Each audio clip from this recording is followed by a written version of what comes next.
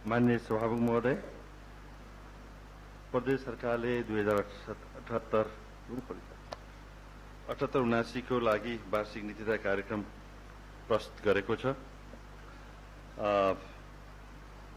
अनुभवी माननीय अर्थमन्त्रीज्यूबाट प्रदेश सरकारले ल्याएको नीति तथा कार्यक्रममा धेरै कुराहरू समेटिएको मैले पाएको छु। झन्डै 48 पेज भएको बुकलेटमा 307 वटा चाहिँ बुदाहरू समावेश गरिएको पनि मैले भेटे। जस अनुरूप माननीय सभामुख महोदय, पेज नम्बर 1 देखि 3 सम्म झन्डै 1 देखि 10 बुदाहरू समावेश गरिएको छ, जसमा प्रष्ट रूपले पृष्ठभूमि, वस्तुस्थिति र एप्रिसिएसनका कुराहरू समावेश गरिएको मैले पाएँ। त्यसै पेज नम्बर 3 देखि 14 सम्मका 11 देखि झन्डै 76 बुदाहरू चाहिँ समीक्षात्मक हिसाबले विगतदेखि अहिलेसम्मको समीक्षाहरूमा चाहिँ बढी खर्च गरेको पनि यहाँ भेटियो। त्यसपछि पेज नम्बर 14 देखि 46 सम्म चाहिँ आर्थिक वर्ष 2078-79 का विशेष गरी नीति तथा कार्यक्रमहरूको बारेमा झन्डै बुदाहरू 77 देखि 302 सम्म चाहिँ राखेको मैले पाएँ। त्यसै पेज नम्बर 40 देखि लिएर 48 सम्म विशेष गरी अठोट एउटा विश्वास, यो नीति कार्यक्रमले अवश्य पनि यो विश्वास गर्दछ भन्ने हिसाबले एउटा अठोट गरेको पनि यहाँ भेटियो र त्यसपछि अन्तमा धन्यवाद दिएको पाइयो। बुदाहरूको हकमा 303 देखि 307 सम्म यो सन्दर्भमा पेज 47 देखि 48 सम्म राखियो। यो सन्दर्भमा समग्र रूपमा हेर्दा धेरै परिस्थितिहरूको अनुसार अहिलेको कोरोना महामारीको कारणले यो महामारी कुनै एक दलसँग नजोडिएर समग्र विश्वमै महामारी आएको, त्यसमध्येको नेपाल समग्र रूपमा एकदम अप्ठ्यारो अवस्थामा र सुदूरपश्चिम प्रदेश त झन् सुरुवातकै रूपमा भएको हुनाले यहाँ गम्भीर कुराहरू हुनाले धेरै कुराहरूको सन्दर्भमा यसमा समेटिएको मैले पाएको छु। त्यस सन्दर्भमा कतिपय कुराहरू जस्तो चालु आर्थिक वर्षको अवधिसम्म गरेका विकास निर्माणका सन्दर्भमा खास गरेर उपलब्धिका कुराहरूको हेर्दाखेरि तथ्याङ्कहरू हेर्दा खासै उत्साहवर्धक चाहिँ देखिएको छैन, व्यवहारिक पनि त्यति देखिएको छैनन्। धेरै उदाहरण दिने खालका चाहिँ कामहरू चाहिँ देखिएनन्। सामान्य हिसाबले चाहिँ कामहरू भएको यो आर्थिक वर्ष 2077-78 को देखिएको छ। यसले त्यति उत्साह चाहिँ जनतामा त ल्याएको त छैन। तत्पश्चात पनि यसको बीचमा जुन अहिलेको नीति कार्यक्रम आएछ बहुतै गम्भीर रूपले आउन खोजेको छ। हेरौँ यसको चाहिँ आउँदो बजेटमा कसरी रूपान्तरण हुन्छ, कानुनको पक्ष कस्तो हुन्छ, त्यो हेर्नु बाँकी नै छ। जनतालाई विशेष गरी महामारी कोभिड रोगबाट बचाउने र उत्साह दिने खालको र विशेष गरी यससँग जोडिएका सुदूरपश्चिमवासीहरू जसको जीविको आर्जनको लागि कति थप रोजगारी भए त, कति थपिएको बारेमा र विशेष गरी प्रदेशका गौरवको योजनाहरूको बारेमा खासै त्यति तात्विक हिसाबले, त्यति उत्साहवर्धक हिसाबले यो आर्थिक वर्षमा र विगतका आर्थिक वर्ष गरेको पाइएको छैन। र मलाई लाग्छ आउँदा वर्षहरूमा पनि धेरै आशा लाग्दो हिसाबले यो नीति तथा कार्यक्रममा चाहिँ देखिएको छैन।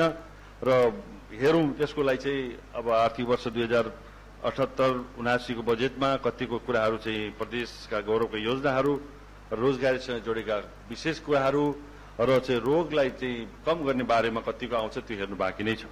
आशा छ ल्याउनु हुनेछ भन्ने।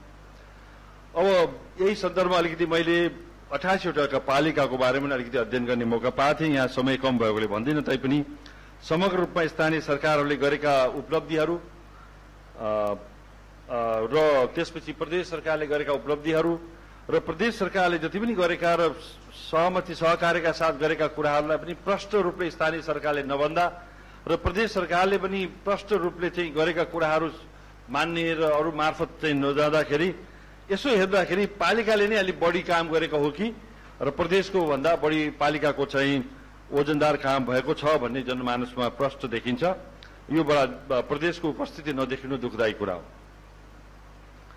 अहिलेकै यो चाहिँ नीति तथा कार्यक्रममा एउटा राम्रो पक्ष भनौँ, धेरै नाराहरूबाट विगतका नीति तथा कार्यक्रममा पनि देखिन्थ्यो, त्यसपछि यसपालि पनि त्यो निरन्तरता देखियो। जस्तो सजिएको छ, विशेष गरी एक विद्यालय एक नर्स कार्यक्रम वास्तवमा सबैको आवश्यकता माग पनि त्यही थियो। हरेक विद्यालयमा नर्स हुनुपर्छ भन्ने सन्दर्भमा अनि त्यसै गरेर चाहिँ जस्तो योग गुरु एउटा कार्यक्रमका कुराहरू पनि छन्।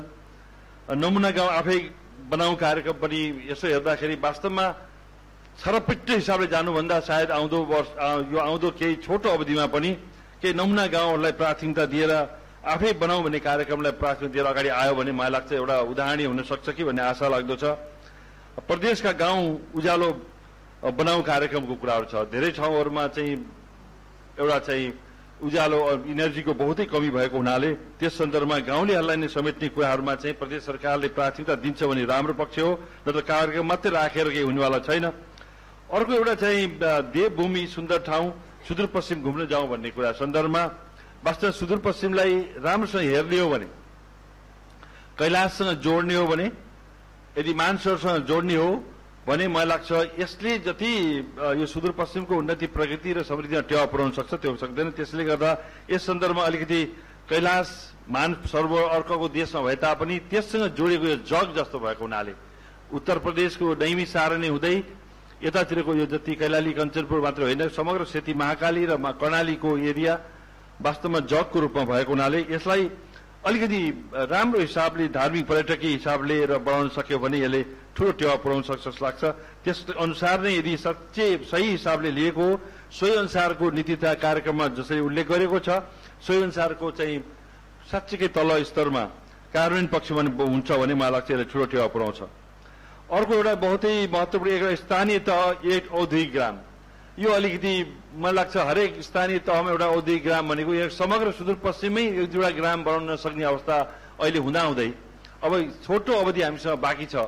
यो आर्थिक वर्षको बजेट नै महत्त्वपूर्ण बजेट हो। यसपछि अर्को बजेट त झनै निर्वाचनको तयारीको लागि आउने बजेट हुनाले त्यसकारण चाहिँ अहिलेको यो चाहिँ अलि महत्त्वाकांक्षी जस्तो लाग्यो।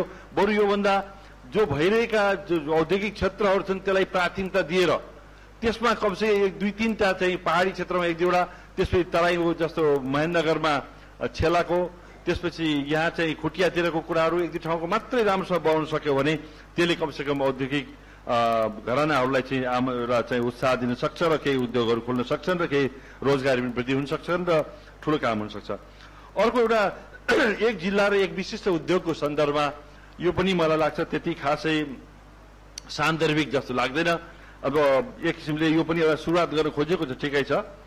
अनि समग्र रूपमा चाहिँ सोचिएको छ मैले 2074-75 को सुरुको अल्पकालीनको बजेटको मैले त्यसबेला चाहिँ हाम्रो त्यसबेलाको तत्कालीन अर्थमन्त्रीले श्वेत पत्र पनि जारी गर्नुभएको थियो।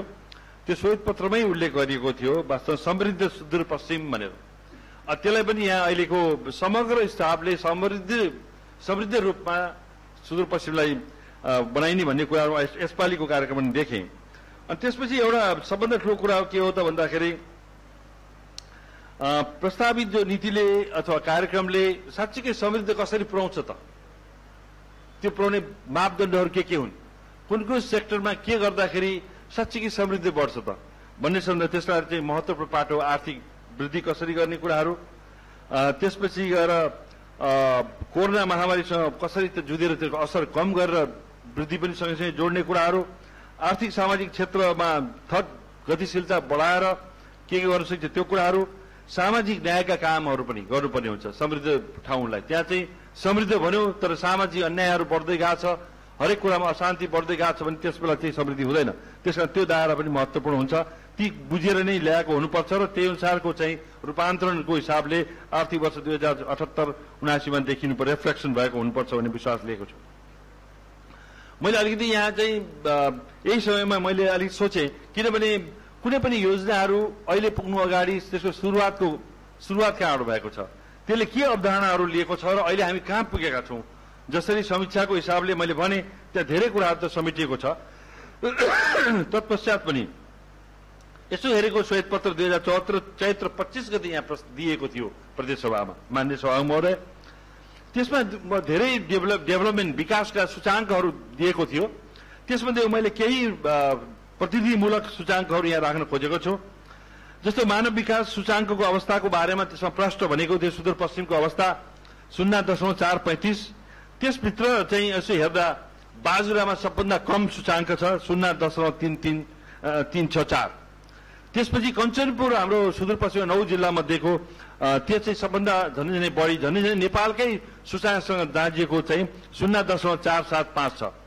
नेपालको हिसाबले 0.490 छ। त्यसकारण यसले के देखाउँछ भन्दाखेरि मानव सूचकाङ्कको हिसाबले कुन कुन ठाउँमा कस्तो चाहिँ ठाउँमा के अवस्था छ भन्ने देखाउँछ। त्यसले चाहिँ विकाससँग जोडेका कुराहरू र कस्तो चाहिँ प्राथमिकता दिने कुराहरू दोहोऱ्याउँछ जस्तो लाग्छ। त्यसपछि 2 नम्बरमा छ कुल ग्राहक उत्पादनको कुराहरू छ। यसले चाहिँ यो समग्र सुदूरपश्चिमको मात्र नेपालको उत्पादनमा कहाँ केले टेवा पुर्याउँछ त। जस्तो सुदूरपश्चिमले समग्र नेपालको ग्राहक उत्पादनमा जम्मा 6.37% मात्र दिन्छ। भनेको मतलब आखिर मान्छे जति भए पनि ठाउँ ठुलो राम्रो भए तापनि यसले दिने उत्पादनको हिसाबले के त भन्दाखेरि 100मा जम्मा 6.37% छ। यसमध्ये पनि अझ अर्को महत्त्वपूर्ण पाटो के छ भने हिमाली भेगको मध्ये यति महत्त्वपूर्ण हाम्रो क्षेत्र छ। त्यसको चाहिँ हाम्रो चाहिँ बाजुरादेखि लिएर बझाङदेखि हाम्रो चाहिँ दार्चुला छन्। त्यसको चाहिँ साँच्चै कुल ग्राहक उत्पादनमा के टेवा दिन्छ त सुदूरपश्चिमको त्यो भन्दाखेरि 0.181% मात्र दिन्छ। त्यसपछि पहाडी क्षेत्रमा के छ त त्यसमा चाहिँ 1.80 छ जो चाहिँ अछाम, डोटी, डडेलधुरा र चाहिँ बैतडी पर्छन्। तराईको कैलाली कञ्चनपुर अलिकति माथि भएको हुनाले 3.75% छ। समग्रमा 6.37%। अब यसबाट के हाम्रो योजनाकारले बुझ्नुपर्ने कुरा के भने आखिर हामीले हाम्रो कुल ग्राहक उत्पादन यति न्यून छ त्यसलाई चाहिँ कसरी त्यसको उत्पादन बढाउने जसले गर्दा राष्ट्रिय अर्थतन्त्रलाई टेवा पुर्याउने र हाम्रो सुदूरपश्चिमको अर्थतन्त्रलाई टेवा पुर्याउने भन्ने हुन्छ। त्यसपछि त्यससँग जोडेको कुरा के छ भन्दाखेरि आखिर हाम्रो सार्वजनिक खर्चहरू आखिर हाम्रो व्यवसाय जति पनि खर्चहरू त हुने हो। त्यसकारण त्यसमा जोडेको मैले 4थो नम्बरमा जसमा के छ त प्रदेशको भन्दाखेरि अब जम्मा 1.4% मात्रै हाम्रो चाहिँ राजस्व सङ्कलन हुन्छ। त्यस बेलाको म भन्दैछु 2074 को सालको कुरा गर्दैछु। खर्चको हिसाब चाहिँ अरू के छ त्यस बेला जम्मा हाम्रो चाहिँ राजस्व चाहिँ 1.14, खर्च चाहिँ हाम्रो चाहिँ हिसाब 5.4% छ। भन्नुको अर्थ खर्च त कहीँबाट हुन्छ नि। त्यसैले यी कुराहरू महत्त्वपूर्ण छन्, यसलाई ध्यान दिनुभयो। बहुआयामी गरिबीको कुराहरूको सन्दर्भमा किनभने यतिका हामीले 4-4वटा योजनाहरू ल्याउँदाखेरि यदि यसमा पनि टेवा पुर्याउन सकेनौँ भने भोलिको 5 वर्षसम्म भोलिको मूल्याङ्कन गर्दा यो प्रदेश सरकारले के गरेन मुखले मात्रै गर्यौं अथवा मुखले मात्रै गरेनौं भन्नुभन्दा यो दुईटाले बोल्नुपर्ने हुन्छ। त्यसकारण यसमा चाहिँ यो 1.5 वर्षको दौरानमा यो सरकारले बहुत गम्भीर रूपले गर्नुपर्ने जरुरी छ र रोजगारीको स्थितिको कुराहरू पनि प्रष्ट छ। यी कुराहरू भए समग्र रूपमा एउटा चाहिँ केही प्रतिनिधिमूलक हाम्रो चाहिँ सूचाङ्कहरू जसलाई चाहिँ प्राथमिकता दिएर योजनाहरू बन्नुपर्छ, त्यो अनुसार नीति कार्यक्रम बन्नुपर्छ। र अर्को ध्यानै दिनुपर्ने कुरा के हो भने सन् 2022 सम्म हामीले चाहिँ हाम्रो चाहिँ आर्थिक राष्ट्रिय स्तरको होइन कि $1242 प्रति व्यक्ति आय पनि उत्पादन गर्नुपर्ने हुन्छ। त्यसलाई प्रदेश सुदूरपश्चिमले पनि ध्यान दिनुपर्ने हुन्छ। अहिले हाम्रो चाहिँ 1000 पनि छैन। सन् 2030 मा दिगो विकासका कुराहरूसँग जोडिएका छन्, ती कुराहरूलाई पनि महत्त्वपूर्ण छ। त्यसैले समृद्ध प्रदेश बनाउनलाई रूपान्तरण गर्नको लागि हामीले कृषि, जलविद्युत, पर्यटन, जडीबुटी उद्योग, लगानी मैत्री वातावरणदेखि लिएर यावत कुराहरूमा हामीले ध्यान दिनुपर्ने हुन्छ। त्यसैले यी कुराहरूको समीक्षात्मक हिसाबले जति कुराहरू यो बुकलेटमा समीक्षाहरू भएको छ ती कुराहरूको साथसाथै यी कुराहरूलाई पनि प्राथमिकता दिएर अगाडि बढ्नुपर्छ जस्तो लाग्छ। त्यसकारण चाहिँ यी कुराहरूलाई जसरी हामीले सुरुको वर्षमा आत्मनिर्भरता कृषिमा भन्यौं अनि अहिले स्वास्थ्यदेखि लिएर शिक्षाका कुराहरू छन्। त्यसैले अर्को के छ भने प्राथमिकता अहिले हामीले ट्रमा सेन्टरहरूको बारेमा कुरा गर्यौं। हामीले अहिलेसम्म एउटा ट्रमा सेन्टर छैन। त्यहाँ किन भएन त? कसरी अगाडि बढ्न सकिन्छ? हेल्थसँग प्राथमिकता दिएर त्यो पनि दिनुपर्छ जस्तो लाग्छ। दिनानुदिन दुर्घटना भइरहेको छ। प्रदेश विश्वविद्यालयको सन्दर्भमा कुराहरू गरिएको गत आर्थिक वर्षमा अहिलेसम्म भएको छैन। यातायातको सन्दर्भमा चाहिन्छ कि त्यो सन्दर्भमा याद गर्नै पर्ने हुन्छ। र मूल कुरा के अरे हेल्थसँग जोडिएको होल्डिङ सेन्टरहरू बारम्बार उठिरहेको कुराहरू छ। अब पनि हामीले गरेनौं। अबको नीति तय कार्यक्रममा राख्ने तर योजनामा चाहिँ त्यो प्रष्ट रूपले कार्यक्रम नआउने हो भने त्यो अनुसार बजेट नआउने हो भने मलाई लाग्छ हामीले जनतालाई धोका दिएको हुन्छौँ र कुनै पनि प्रवासी मात्र होइन हामी नेपालीलाई धोका दिएका हुन्छौँ। त्यसैले यी कुराहरूलाई छन्। त्यसैले चाहिँ अर्को कुरा योजना बनाउँदाखेरि ध्यान दिनुपर्ने कुनै पनि देशले अमेरिका जस्तो यति विकसित राष्ट्रहरूले यति प्रविधि प्रयोग गर्दाखेरि पनि झन्डै योजना बनाउँदा 18 महिना लगाउँछ भने हामी कहाँ त हतारमा बनेको हुन्छन्। त्यसैले गर्दा कि योजना भनेको वास्तवमा जसले साँच्चै भोलिको प्रदेश कहाँ जाने, भोलिको प्रदेश देश कहाँ जाने भन्ने प्रश्न हुन्छ। त्यसैले हाम्रो देश समग्र फेलर हुने स्थिति भनेको हामी धेरै ध्यान दिने, जसको कारणले आज हामी इकोनोमिकली टाट पर्न सक्छौँ, ग्रिस जस्तो अथवा अफ्रिकन राष्ट्र जस्तो हुन सक्छौँ, त्यसबाट बस्नु छ। त्यसैले समग्र रूपमा म अन्तमा समेट्न नसकेका कुराहरूको सन्दर्भमा प्रदेशको आत्मनिर्भरता, सेल्फ सफिसियन्सी इज इम्पोर्टेन्ट। अहिलेको मैले सूचाङ्क भन्नुको कारण के हो भने जबसम्म भोलि हाम्रो खर्च हुने मुख त धेरै छन् हाम्रा खाने मुखहरू, तर त्यो हामीले कसरी अगाडि खर्च चलाउने त? प्रदेश स्वायत्त छ, स्वायत्त भएपछि त्यो अनुसारको हाम्रो बढ्नुपर्ने हुन्छ। त्यसैले मलाई लाग्छ क्षेत्रीय अस्वतन्त्रका विषयहरू जुन छन् अनि प्रदेश सरकारको कुराहरू छन्, त्यसैले यी सबै कुराहरूले गर्दा म धेरै नभनेर अन्तमा समय पनि कम छ।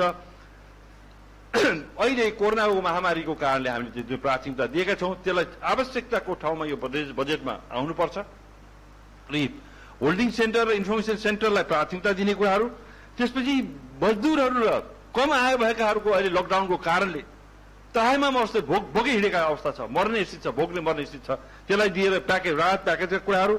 प्रदेश सभा जननी भएको हुनाले प्रदेश सभालाई पनि अलिकति ध्यान दिन छुटेको छ विगतमा, त्यसलाई अझ पनि एक एक दुई तीन गरेर कमसे प्राथमिकता दिएर प्रदेश सभासँग जोडेका हाम्रा संसदीय दलका कार्यालयहरू, हाम्रो प्रदेश सभा मिनी पार्लियामेन्ट्सहरू, त्यसपछि प्रदेश सभासँग जोडेको यहाँको सचिवहरूको चाहिँ एउटा चाहिँ मूल्याङ्कन हेर्दा एउटा चाहिँ सरकारको भन्दा कम तह देखिन्छ, जसले गर्दा प्रदेश सभालाई ध्यान दिएन कि भन्ने छ।